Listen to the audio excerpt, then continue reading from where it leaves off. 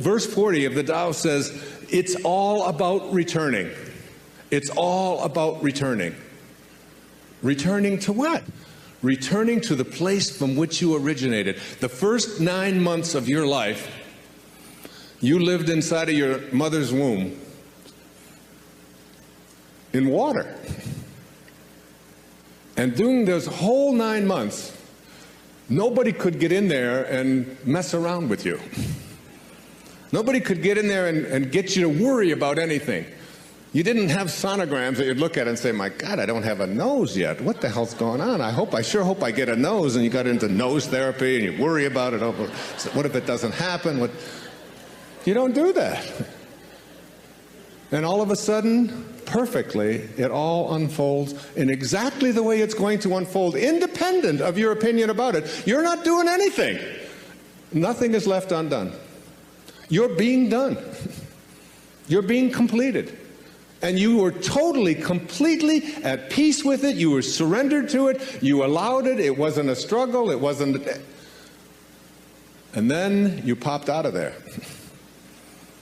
And then you said, thank you, God. Thank you, Tao. Thank you, Source. We'll take over from here. And that was the biggest mistake. All of a sudden, you took over, and you edged God out. E-G-O. You edged God out. And you took on an ego, didn't you? And what is an ego? It's just an idea. Just an idea about who you are. Instead of being a piece of God, a piece of the Source, you decided, and those around you decided, that you were something different. And if you studied quantum physics, and you took the tiny little particle that began you, and you tried to find out where it came from and reduced it down to its tiniest subatomic properties, ultimately you would discover what Lao Tzu knew, that it's the spirit that gives life, that you didn't come from a particle, that particles do not create particles, particles do not come from particles. Originally, all particles come from an energy, a field of energy that has no beginnings and no ends and no boundaries. And that's who you are. And returning back to that, and letting go of the idea that who you are is what you have, and who you are is who you control. I don't think there's any more all-pervasive theme in the Tao Te Ching than the idea of being a non-interferer. Do you, Stephen? I mean, isn't it? It's about not interfering, isn't it? It's about letting go. It's about allowing. It's about detaching. And I watch, and I've become much more of an observer, even on airplanes. I was in London 5 days ago. And I don't know if you've flown in and out of Heathrow lately, but things have really changed. You know, we couldn't take anything on the plane. The terrorists, whoever they are selling fear, and we respond with more fear. Every time you use force, you create a counterforce, and then another counterforce, and before you know, and the Tao teaches us all. I mean, one of the great lessons in the Tao is that any country that has its primary resources and its energy placed on building weapons is not of the Tao. And those countries that have their consciousness located in the Tao put their energy into tractors and building homes and growing food, not building weapons. I saw a movie not too long ago with Nicolas Cage about warlords or something, the Lords of War, I think it was something like that. One of those alarming things about how much energy we are in the world creating, energy to destroy ourselves. That we have literally created from our consciousness enough weaponry on this planet to eliminate all life within just a few moments. It's all there. It's all there for us. We've allowed ourselves to move so far away from the great teachings of the great spiritual masters. And we believe that we're a Christian nation or that we're a spiritual nation when we find ourselves having moved away from these simple principles and then getting upset with other people because we can have these kind of weapons, but they can't, and we don't look hard enough at ourselves and all the ways that we have deflected ourselves from the greatest teachings of all of the great spiritual masters. That those who understand the way understand that we show up here from an invisible source, and our whole objective in being here is to return to it. It's a return trip. And constantly I call this the state of God realization. That it's within each and every one of us, if we decide that we're going to make this return trip and live a God-realized life. This idea of a God or a source or a spirit or an intelligence that is not something that is external to you, but that in fact is you, is the source of all of us. In the Tao, they call this the world of the 10,000 things. And the 10,000 things is just the ultimate number to represent everything that is in the material world. So that everything that originates in the world of source, in the world of non-being, all being comes from that place. We grow up believing in so many limitations that after a while our lives actually manifest those limitations. We hear ourselves saying things that we accept as truth, when in fact they are misbeliefs that have turned into our truths. Here are 5 of those myths or misbeliefs that permeate our culture. 1. I can't help the way I am. I've always been this way. If you find yourself believing that you must always be the way you've always been, you are arguing against growth. You must shed the illusion that you cannot help the way you are. You must create a knowing within you that you have the power to create whatever kind of person you want to become in all aspects of your humanity. 2.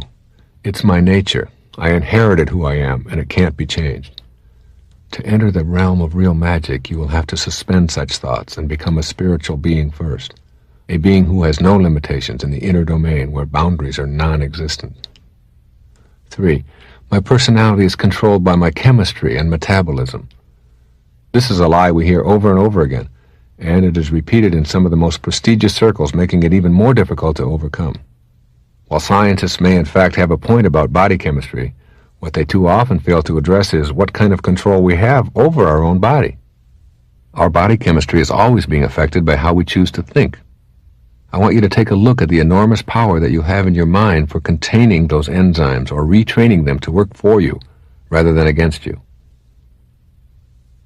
Here's misbelief number 4. My family is responsible for my personality.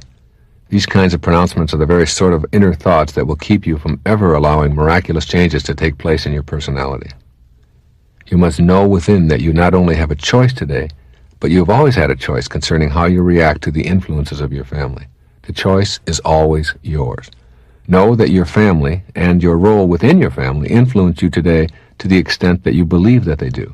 You must become the producer, director, and actor in the unfolding story of your life. 5. I can't escape my culture and times. If you believe that the culture determines who you are and what kind of a person you will turn out to be, then that will be your reality. On the other hand, everyone who has ever made a difference in the world has been an innovator. An innovator looks within and allows their conscience and commitment to a purpose decide who they will become. If you're going to follow your bliss and make a difference in the world, you will soon learn that you cannot follow the herd. Once again, it boils down to personal responsibility and a willingness to consult your own spiritual awareness, that higher invisible self that flows through you. As you think, so shall you be. These are the big 5 misbeliefs that make up the big lie that was thrust upon you from your earliest moments of consciousness. You must begin a program to overcome these illusions. As you now know, this entire program of creating miracles revolves around one single premise, that you become in the physical world that which you create in your invisible world. Here are the 6 keys to making yourself into the person that you choose for the purpose of fulfilling your heroic mission here. 1 is your personality. Create a fantasy in your mind and imagine exactly how you would like to be. Would you like to be more assertive, more loving and gentle, less anxious and nervous? For now, just know that all of these inner imaginings can be translated into physical behavior, for that is precisely what you've been doing all along anyway. Secondly, your talent. Just for a moment, visualize the optimal talent that you would like to have. Your choice to excel in any given area will be based upon your own personal interests. Your talent, like everything else about you, is a function of the invisible force that flows through your body. It is not in your hands, your genes, or any part of your physical apparatus. It is in the force that flows through all of your being. When you begin to know rather than doubt your talent, you will discover the necessary physical abilities to carry out your purpose. Third is your intelligence. How smart would you like to be? Would it take a miracle for you to be smarter intellectually than you already are? You are as capable as you need to be to fulfill your purpose. Your intelligence is infinite. Almost 20 years ago, I redefined intelligence in your erroneous zones. A truer barometer of intelligence is an effective, happy life lived each day and each present moment of every day. You are a genius. You can improve your arithmetic and reading skills. You can learn anything that you put your mind to. You are a spiritual being first and foremost, and you cannot put a number on that. Fourth, your habits and customs. Would you like to be able to change some of the things that you find yourself doing repeatedly, but which do not serve you any longer? Use your magical powers of inner persuasion to challenge everything about yourself. Your personality is made up of the hundreds of habitual ways that you conduct the daily physical affairs of your life. You can change around your daily humdrum habits and get yourself fully involved in life, regardless of your income level or circumstances. Circumstances do not make a man. They reveal him, as James Allen reminded us in As a Man Thinketh. Learning to think in non-habitual ways is the essence of overcoming personality traits that no longer serve you. Fifthly, your aging. Imagine for yourself the ultimate miracle, a slowing down, or even an elimination of the aging process. The way out of this trap, the real magic that is available to you, is located, as is everything else, in your invisible self, your mind. You can absolutely refuse to let an old person into your body. If you can work your mind in a genuinely magical sense, you can strongly affect the aging process of the cells composed of indestructible DNA. It is in your mind where that invisible intelligence works its magic that you must examine your attitudes towards aging. Do you think old thoughts? You can begin to rethink how you feel about having your individual cells deteriorate. And if you use your mind in a new way to develop a new knowing within, perhaps you will be able to affect that process that you have come to think of as inescapable. Your emotional health is another area. Your emotions are physical manifestations of your thoughts. The joy you experience is located in your physical body, and the chemicals that are present when you experience elation can be identified and quantified. You manufacture those chemicals in your own quantum pharmacy that begins with your mind. When you begin to heal the inner you and consult that inner voice constantly, you literally begin to alter your immune system. Emotions show up in your body as physical manifestations of your thoughts. Keep this in mind as we head toward the path of real magic. The sage emulates the natural philanthropy of the Tao, and all of his needs are fulfilled in the process. The ego is a demanding force that's never satisfied. It constantly requires that we seek more money, more power, more acquisitions, more glory, more prestige to provide the fuel that it thinks it must have. But living a Tao-centered life rather than an ego-centered one removes us from the rat race, as it offers inner peace and satisfying fulfillment. This is what I believe the wisdom of this verse of the Tao Te Ching is saying for the 21st century. First, make an attempt to reverse ego's hold on you by practicing the Tao's teaching to serve the needs of others, and all your own needs will be fulfilled. Generously thinking of and serving others will lead to matching your behaviors with the perpetual rhythm of the Tao. Then its power will flow freely, leading to a fulfilling life. Ego wants the opposite, however, as it tells you to think of yourself first and get yours before someone else beats you to it. The main problem with listening to ego is that you're always caught in the trap of striving and never arriving. Thus you can never feel complete. As you reach out in thoughts and behaviors, you activate loving energy, which is synonymous with giving. I see the sacred, invisible source of all in its eternal state of giving and asking nothing in return. I vow to be this too in my thoughts and in my behaviors. When you're tempted to focus on your personal successes and defeats, shift your attention in that very moment to a less fortunate individual. You'll feel connected to life as well as more satisfied than when you're dwelling on your own circumstances. Imagine what it would be like if you dismissed ego's hold on you, serving others, and watching how all that you give returns to you tenfold. The poet Hafiz expresses this attitude perfectly. Quote, "Everyone is God speaking. Why not be polite and listen to him?" Unquote. And secondly, stop the chase and be a witness. The more you pursue desires, the more they'll elude you. Try letting life come to you and begin to notice the clues that what you crave is on its way. You're in a constant state of receiving because of the ceaseless generosity of the eternal Tao. The air you breathe, the water you drink, the food you eat, the sunshine that warms you, the nutrients that keep your body alive, and even the thoughts that fill your mind are all gifts from the eternal Tao. Stay appreciative of all that you receive, knowing that it flows from an all-providing source. Stop the chase and become a witness. Soothe your demanding habits by refusing to continue running after more. By letting go, you let God. And even more significantly, you become more like God and less like the ego, with its lifetime practice of edging God out, E-G-O. Extend your perspective beyond the sensory level. Your inner conviction knows that a rose is more than a flower, as it offers a pleasant fragrance and velvety petals. Use that knowing to perceive the creative invisible force that brings an intricate blooming miracle from nowhere to now here. Experience the essence of the Creator who allowed this blossoming masterpiece to emerge from a tiny seed. Note that the seed arrived from what we can only refer to as the world of formless nothingness or spirit. See that spirit animating the colors, the scents, and textures, and look at all of life from a transcendent perspective. You'll be less inclined to join the chase and more inclined to live from the inner conviction that your true essence is not of this world. Discontinue pressuring yourself to perpetually accumulate more. Let others be consumed with the chase if they choose to, while you learn to relax. Rather than focusing outward, turn inward. Cultivate awe and appreciation as inner touchstones rather than an outer determination for more adoration and accumulation.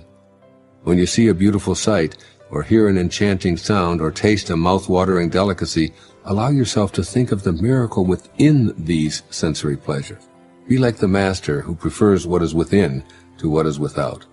Allow things to come and go without any urgency to become attached to this ephemeral world of comings and goings. Do the Tao now. Be on the lookout for ego demands for an entire day. Decide to diffuse as many of them as you can comfortably, perhaps by assigning them an intensity grade. Living beyond ego situations that are easy to accomplish gets a low number, while those requests that are difficult to quell get a higher number. For example, let's say that your mate drives right on by, or you watch him or her take a different route than you ordinarily do. Silently witness the degree of discomfort with your decision not to say anything. Did ego let you know its preference? Or if you have a conversational opportunity to display your specialized knowledge or describe a situation where you were the recipient of honor or success, note how uncomfortable your decision to remain quiet felt. Again, did ego let you know its preference?